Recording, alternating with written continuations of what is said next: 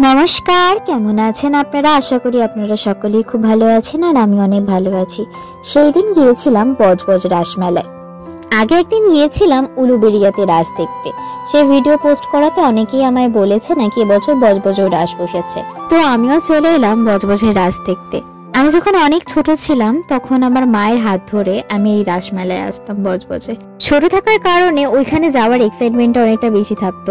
আর আমি আগের ভিডিওতেও বলেছি আমার এই রাক্ষসগুলোকে, এই মূর্তিগুলোকে দেখতে খুব ভালো লাগতো, যে কারণে একটা দিন গোনার ব্যাপার ছিল। আমি প্রায় দিন গুনতাম কবে যাব এরকম একটা ভেবে।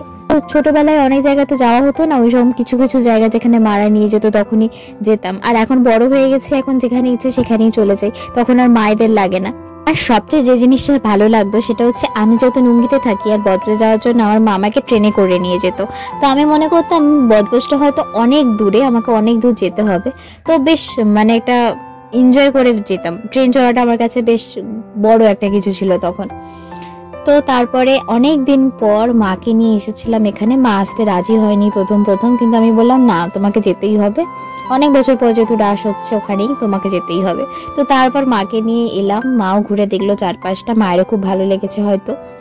তো আজকের মতো ভিডিওটা এই পর্যন্তই। পরের ভিডিওতে আবার দেখা। হৃদয় আকাশে তোমারে দেখিতে।